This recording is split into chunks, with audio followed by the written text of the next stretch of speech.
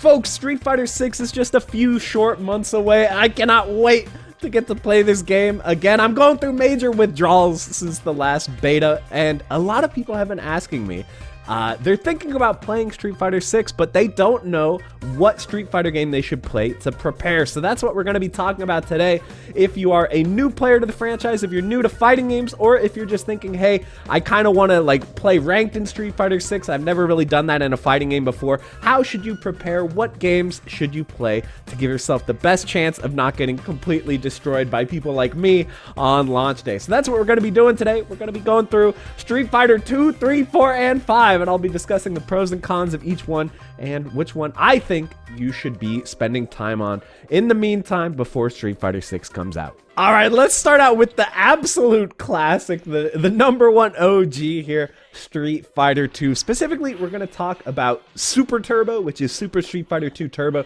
This is the version that has the most people playing it. It's the version that is most commonly played in tournaments. So let's talk about it. So I think this game definitely has some things going for it. On the one hand, you know, it's fairly simple. The characters' move lists are fairly short. Combos are very, very simple. For most of the cast, most combos are going to top out at like 3 hits. That's about all you can get. So that's nice. There's also a decent amount of people playing. The game is available on the 30th anniversary collection. In my experience, not a lot of people are playing that collection anymore. But on Fightcade, which is kind of a fan project, there are a decent number of people playing. It's not the most populated Street Fighter game, but you can definitely find opponents, and you might actually be able to find fellow beginners to play with as well, especially if you start getting into Discords and stuff where you can ask. You'll be able to find opponents for sure. But as for the downsides, I think the biggest problem is just this game is so different. If we go all the way back to, 1991 is when Street Fighter 2 came out. I think this version came out in, like 96? It is a completely different game than what the new games feel like, so a lot of stuff isn't going to carry over. Like, you throw by pressing forward plus a button, forward plus medium punch or heavy punch, which is not how throws are in the new game. Obviously, you're not going to have any kind of baseline for doing combos in the new games as well, because none of that stuff carries over at all.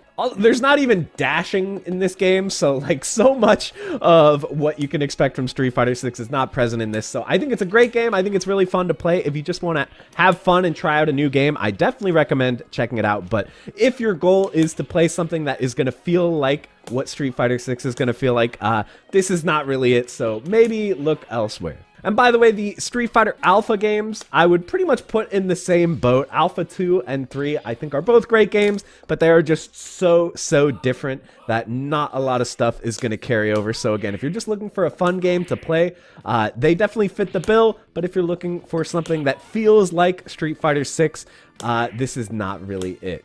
Next up, we're going to be going into the world of Street Fighter 3 with Street Fighter 3 Third Strike. All right, so let's talk positives. First, the game is a lot closer to the modern games than Street Fighter 2 is. You throw by pressing both light buttons now, which is how it has worked in Street Fighter 3, 4, 5, and 6. So that's going to be similar. And there is going to be some similarity in combos as well. So, maybe something like this is probably going to work in both games. Or, like simple combos into Super are probably going to work the same in both games. So there are some similarities that way as well. Another huge bonus is just the number of people playing this. Third Strike is the #1 most popular game on Fightcade right now, and there are opponents of all skill levels, so you will be able to find people to play against, which is a huge bonus. I think that's one of the most important things. If you want to learn a game, the best way to learn is by playing other people. So for some of the more obscure games, that's going to be a little bit harder. So that's definitely a huge benefit, but there are some downsides to the game as well. For one thing, this game really existed before links became the primary way of comboing in Street Fighter. So there are links in the game, obviously, like for example, this is a link. Overhead into super on a crouching character with Ryu. So there are some links like that, but that's not really the types of links that you see in the modern games. Like in the modern games, like 4, 5, and 6, a lot of characters can link a medium punch into a medium punch and use that as like their primary hit confirm. 99% of the time, stuff like that is not going to work in this game. That's just not really the way the game works. Usually you're going to have to go directly from one normal into a special or one normal into a super. That's going to be a lot more common, which I think is not going to be something that's super huge, at least at low levels in Street Fighter 6. You're going to be relying more on normal into normal links, which is kind of how 4, 5, and 6 work. So combos feel very, very different, and they're a lot more unforgiving in this game. And then the other thing I wanted to talk about is parrying. So, you know, if I had a nickel for every time someone was like, well, 6 is like 3 because it has parrying, right? A lot of people say that, but it's just really not true. I'm sorry, I might make people mad with this take, but parrying in this game is not really anything like parrying in 6. They're completely different. Honestly, parrying in 6 is closer to something like focus attack in Street Fighter 4, which I'm going to talk about in a minute. But just because something has like the word parrying in it doesn't really mean that the skill is going to carry over. It doesn't mean that it's at all similar. They have like nothing in common in terms of how parrying works. So don't think that just because, you know, you learn how to parry something in this game, you're going to be ready to pull off the sick, nasty parries in 6, because they don't really work the same. You don't get the same kind of reward, nothing like that. So if anyone tells you, you know, 6 and 3 play similar because they both have parry, they're lying to you, or not lying, but they're misleading you. They're wrong. Okay, I'm sorry. It's not the same. So definitely, I think it's an amazing game. It's probably my favorite Street Fighter game, and you can have a ton of fun playing it, especially since there's so many people online. But when it comes to strictly playing a game that's similar to 6, you can probably do better, so keep that in mind. All right, next up, we're going to continue to move through history here. We're going to Street Fighter 4. Before I start talking about this, I just wanted to spring you guys with the like and subscribe checkpoint. If you're finding the video informative or useful or fun to watch at all, you can go ahead and take this opportunity right now to hit like if you haven't already. And if you're not subscribed to the channel, hit subscribe. I feel like I say this a lot, but it seriously helps me out a huge amount. That's the only reason why my channel is successful, is because I have you awesome people out there supporting me and hitting that like and subscribe button. So go ahead and do that. But now, let's talk about Street Fighter 4. So, like I said, Street Fighter 4 has focus attack, which honestly, focus attack is kind of similar to the drive system in Street Fighter 6. So Street Fighter 6 has drive rush, which is kind of like focus and dash. You know, you can hold a parry in Street Fighter 6 and then dash out of it, just like you can do with focus attack in this game. You can also cancel attacks with drive rush in 6, the same way that you can cancel attacks in this game with FADC. Yes, in this game you can cancel specials and not just normals, so that's a little bit different, but the idea is the same, right? You want to do an attack and you want to cancel it into a dash, and both games let you do that with their sort of proprietary meter system, so that's kind of cool. And yeah, I would say that like the whole idea of like focus absorbing works kind of similar to the way that parry works in 6, because, you know, you can hold it for as long as you want. There's kind of a built-in guessing game of like, when are they going to release focus, or are they going to dash out of it, or are they going to like let it rip and charge up all the way? So that sort of mind game of, you know, deciding to hold the button versus dashing out of it, and the things that sort of you can make the opponent guess like that, that is actually pretty similar between 4 and 6. Obviously, there's the big difference that focus attack is an attack, whereas parry in 6, you know, is nothing. It's just like you absorb the attack, and you can choose to follow it up however you want. But the basic idea, I feel like, is actually pretty similar. So I would say the focus attack system and the drive system, there's a lot of similarities, and it might feel pretty familiar to you when Street Fighter 6 rolls around. Also, the combo system in this game, this is where links really became like the big thing, right? You can see that's a 3-hit combo, because I'm linking medium punch into medium punch, and that is pretty similar to how it's going to work in 6. A lot of characters are going to have links like this, or, you know, like this is a link that works in this game. Links are a lot harder in this game because there is no input buffer on links, and there is an input buffer in 5 and 6, so links are actually going to be a little bit easier, but your options are going to be a little more limited. Like in this game, everything links into everything. It's like really crazy, whereas in 5 and 6, they're a little bit more strict on what moves can link. Like you can't usually link light into medium in either of those games like you can in this game. So, but the idea is there, and if you're not used to the idea of linking moves, 4 can be a good place to start, because this is going to be really, really important in 6, is being able to link from one normal into another. So those are all the positives. The games are somewhat similar, I would say. So far, at least, this is by far the most similar to 6. But there's one big downside, which is it can actually be pretty hard to play people in this game. That's kind of the problem. You can get the game on Steam, and you might actually be able to find matches. There are a non-zero number of people playing this game online, but there aren't that many. And this game has not very good online by modern standards. Holy cow, did I find a match already? There's no... Okay, I'm actually going to play this. I'm going to play this out. I won't show you the whole match because that'll take too long, but let's play and see how the online feels. So if you guys aren't familiar with the idea of delay-based versus rollback, this game is delay-based, which means that when you play online, there is going to be a built-in delay. So every button that you press is going to have to take a few frames before it comes out. So it can feel a little bit like you're playing underwater. And then if there's like a lag spike, you know, the game is going to freeze or pause, or bad stuff is going to happen while the game waits to catch up with the lag. So that is kind of the main issue with this game's online. One of the things that makes it hard to go back to.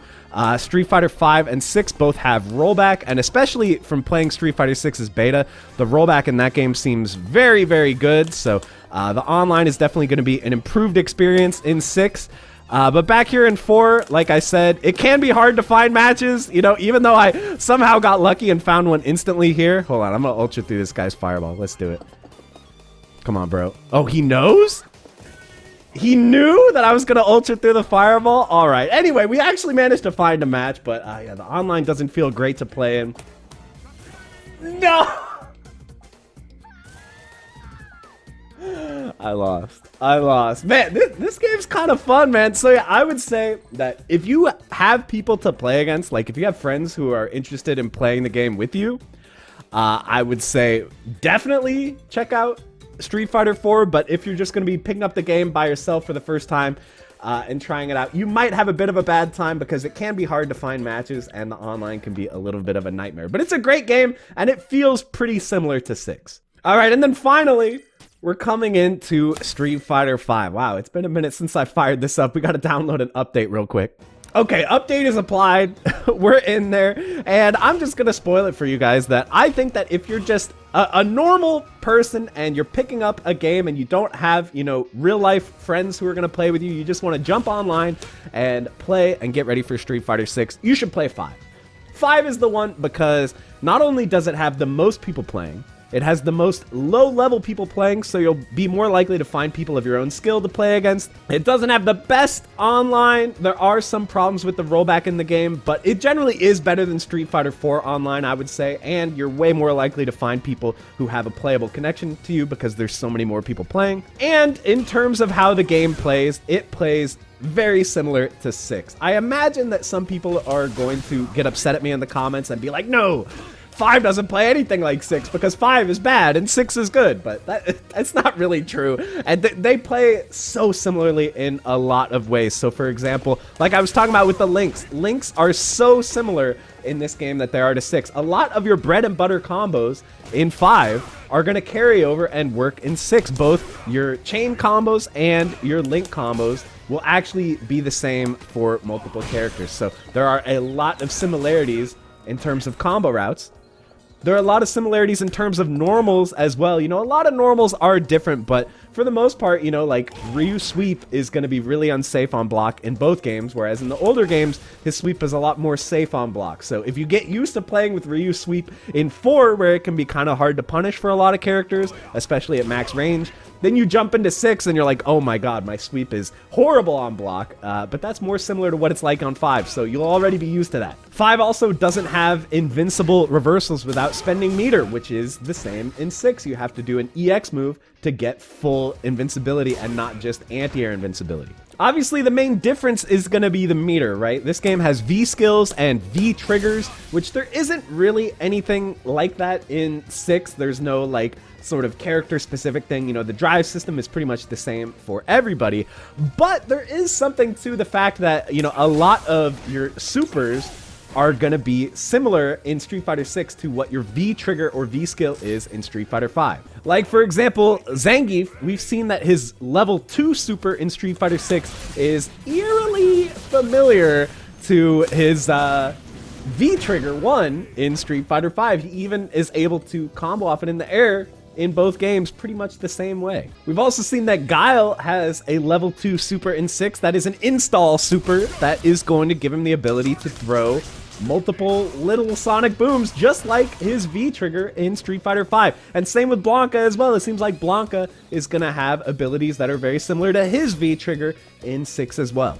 And Honda has a new special move in 6 where he kind of gets some steam around him, and that is going to power up the next time he uses his 100-hand slap special move. But wouldn't you know it, his V skill 2 in Street Fighter V kind of does the same thing. So there's definitely a lot of similarities, and a lot of V skills are becoming special moves, and a lot of V triggers are becoming super moves. So a lot of these things are going to carry over across the games. So yes, there are a lot of differences between 5 and 6 as well. Obviously, the drive system is an entirely new thing that is going to change the way the game is played. And in general, in 6, it feels like range normals are highly buffed. It feels a bit more like the older games where you can control space better with your normals, whereas in 5, you felt a little bit shorter range. So that's changed a little bit. But in general, I think by far the Street Fighter game that plays the most like 6 is going to be 5. I think if anybody tells you that 6 plays more like Third Strike than it does 5, they either have not played the games very much, or they haven't played the beta for 6 very much, or they just don't know what they're talking about. I'm sorry, I know that I'm being a little bit harsh, but I think that you really have to be exaggerating, or you really have to be missing something to think that 6 plays the most similarly to 3, because they really don't play that much alike at all. But it does play quite a bit like 5. So 5, I think, because it has the biggest player base right now, it has a lot of similarities in terms of the gameplay, and the game is very accessible. Obviously, it's on Steam, it's on sale a lot of the time, and if you buy the big version, like the Champion Edition version or whatever, you get all the DLC, so you can just buy one version of the game and get everything, which is pretty convenient. So I would definitely recommend, for most people, I think 5 is going to be your best bet. But I don't want to dissuade you from playing 2, 3, and 4 as well, especially if you have friends to play with. I would very, very highly recommend playing those games as well. But if you just want to be able to hop online and find matches, it might be a little bit hard to find people of your own skill level. So that's just a bit of a caveat. Obviously, I have a lot of love for every game that we talked about today, and I would like to hear what you guys have to say as well. Do you think that I'm right? Do you think that I'm wrong? Am I downplaying parries in 6? I don't know, maybe, but to me, parries in 6 are not really the same animal as they are in Third Strike in like any way. So that's just my thoughts, but I would love to hear what you guys have to say down in the comments. Hit me with them. And once again, if this video was helpful for you, I would really appreciate it if you could hit the like and subscribe buttons. It helps me out a massive amount. You have no idea. And with that, we're going to end the video. Thank you guys so much for watching, and I will see you in the next one. Bye, everybody.